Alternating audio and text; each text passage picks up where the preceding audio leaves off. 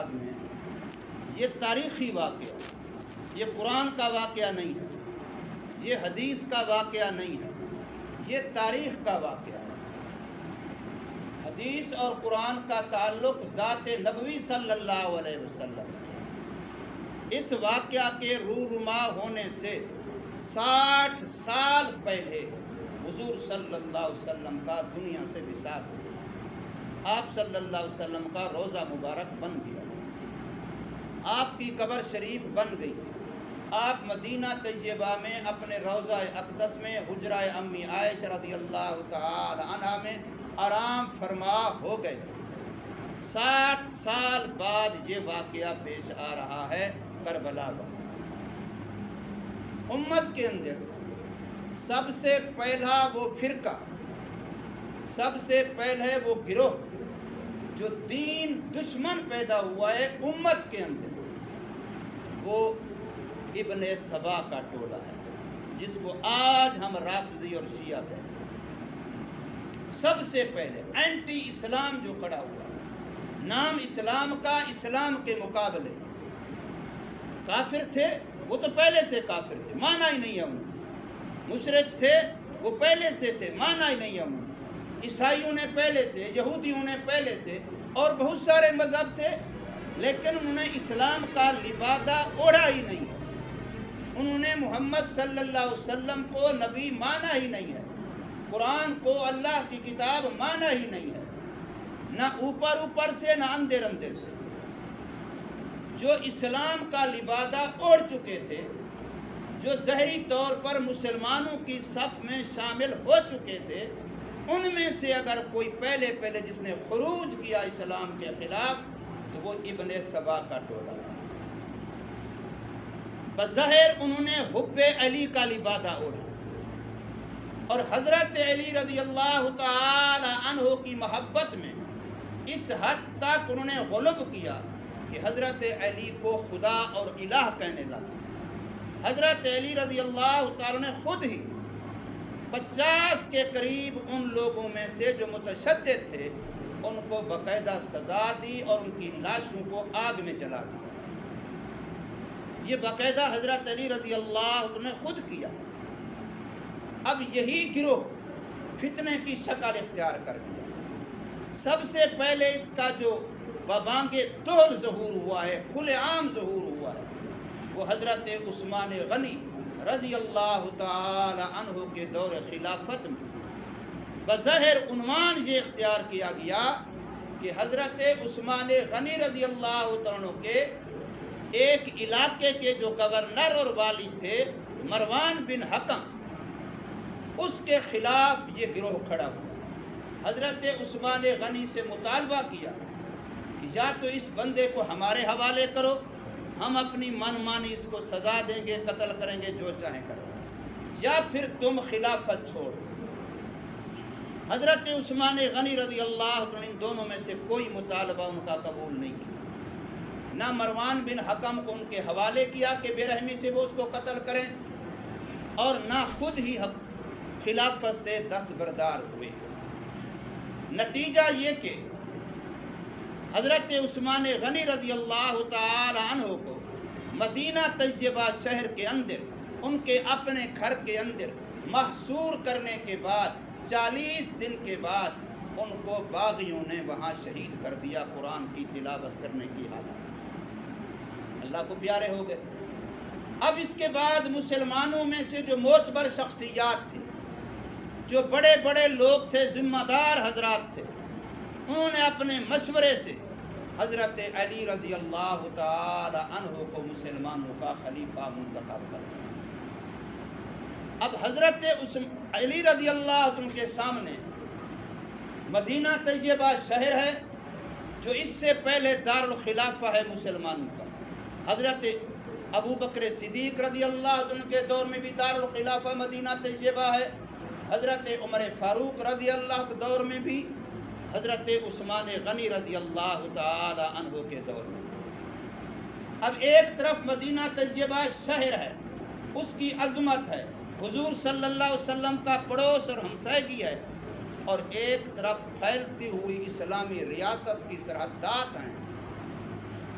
کہ اگر یہ اندر کا فتنہ بھی طاقتور ہو گیا اور ہم اسی کے ساتھ نبرد آزما ہو گئے، آپس میں دست و گریباں ہو گئے، تو وہ جو بحر میں ہماری فوجیں سرحدات پہ لڑ رہی ہیں اور اسلامی ریاست کا دائرہ وسیع ہوتا جا رہا ہے، بڑھ رہا ہے، اور کفر کا دائرہ کم ہوتا جا رہا ہے، وہ کام ہمارا رک جائے گا۔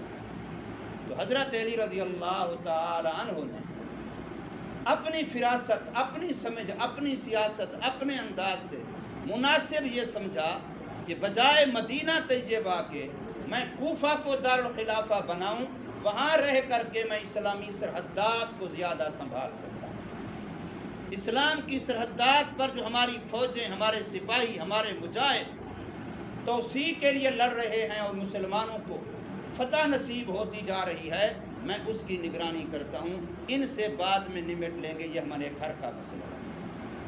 انہوں نے دارالخلافہ منتقل کر دیا کوفہ کے اندر۔ کوفہ شہر آباد ہوا تھا حضرت عمر فاروق رضی اللہ تعالی عنہ کے دور مبارک۔ اس سے پہلے کوفہ نامی کوئی شہر نہیں تھا۔ حضرت عمر فاروق رضی اللہ عنہ نے خود یہ شہر آباد کیا تھا اور اسلامی چھونی کے لحاظ سے آباد کیا تھا، اسلامی حکومت کی سرحد پہ آباد کیا تھا، تاکہ اس چھونی کے ذریعے سے آگے کو اسلامی حکومت کا دائرہ بڑھایا جا سکے۔ اب حضرت علی رضی اللہ تعالی عنہ وہاں منتقل ہو گئے، تو جو لوگ حضرت عثمان غنی رضی اللہ عنہ کے خاندانی لحاظ سے خون کے وارث بنتے تھے، ان کا مطالبہ ہوا کہ بھی آپ قاتلوں سے قصاص لیں، اسلام کا حکم ہے، کتب علیکم القصاص، قصاص تم پر فرض ہے۔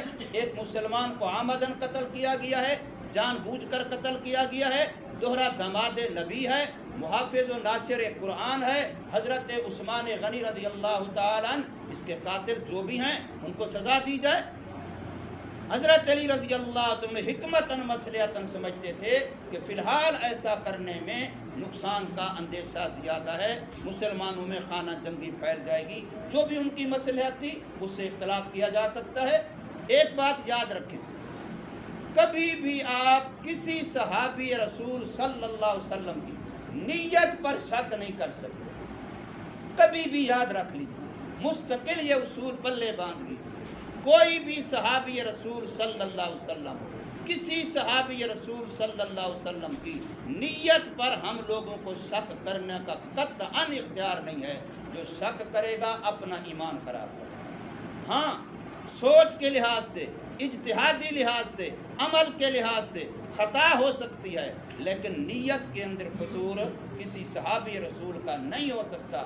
اگر نیت صحابی پر آپ اور میں حملہ کریں گے، کوئی بھی حملہ کرے گا، تو یاد رکھیے نیت صحابہ کی کا تزکیہ، ان کے باطن کو پاک کرنا، ان کی تربیت کرنا باطنی، یہ محمد کریم صلی اللہ علیہ وسلم کا مستقل کام تھا۔ اللہ نے جہاں حضور صلی اللہ علیہ وسلم کا نبوت کا منصب بیان کیا، ان میں سے ایک کام مستقل یہ تھا وَيُزَكِّيهِمْ، کہ ان صحابہ کے دلوں کو پاک کرنا یہ محمد صلی اللہ علیہ وسلم کا مستقل کام ہے۔ آپ استاد ہیں، مربی ہیں، مزکی ہیں، اگر صحابہ کے دل پاک نہ ہوئے، صاف نہ ہوئے، تو پھر اعتراض نبی صلی اللہ علیہ وسلم پر جائے گا۔ اس لیے صحابی کسی کی نیت کے بارے میں ہم کبھی شک قطعاً نہیں کر سکتے، نہ کرنا چاہیے۔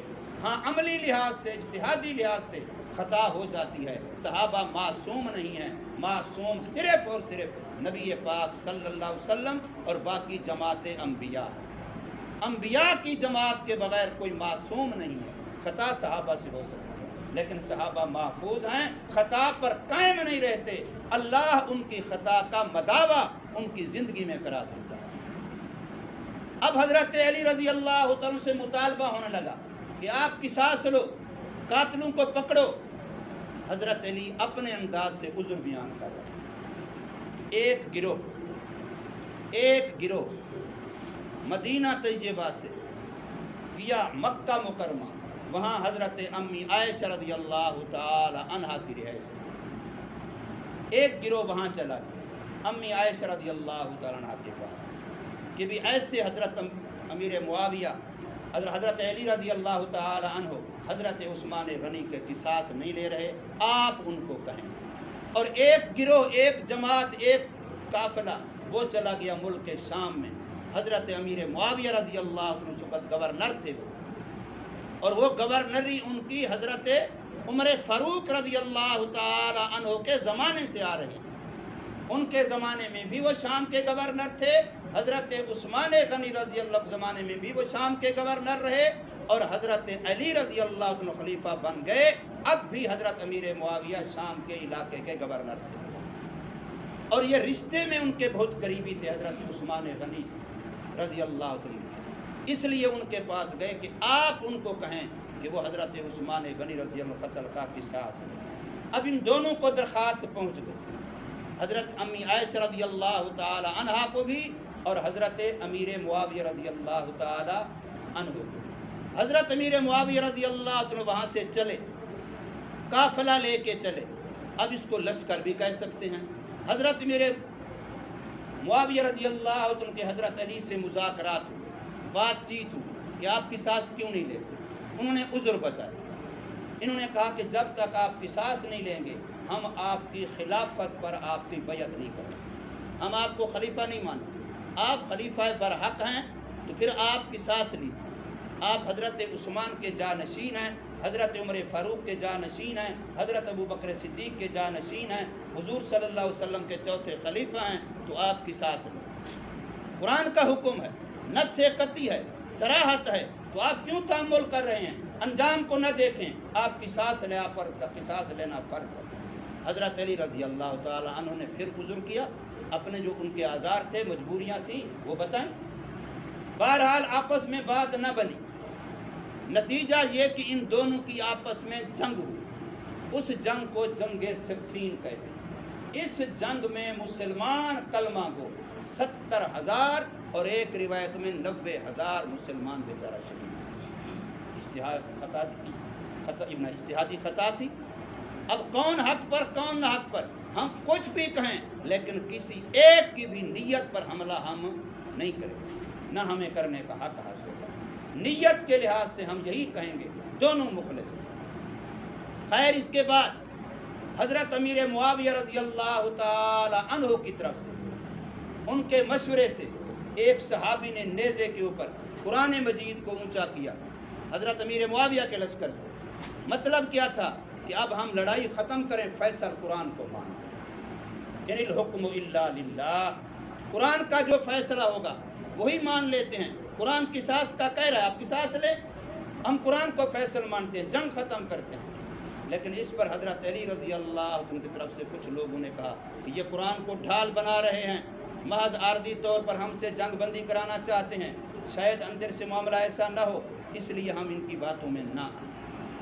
خیر، اس جنگ کے بعد ادھر سے معاملہ ختم ہوا، ادھر امی عائشہ رضی اللہ تعالی عنہ مکہ مکرمہ سے چل رہی ہیں، مدینہ کوفہ کی طرف آ رہی ہیں، حضرت علی رضی اللہ عنہ سے یہی بات کہنے کے لیے کہ آخر قصاص لینے میں رکاوٹ کیا ہے۔ بات تو ہو آمنے سامنے، اس وقت تک یہ صورتیں اور تو نہیں جو آپس شاید ذرا ہیں، ٹیلی فون کا معاملہ تو نہیں تھا، ظاہر ملاقات ہوگی یا خط و کتابت۔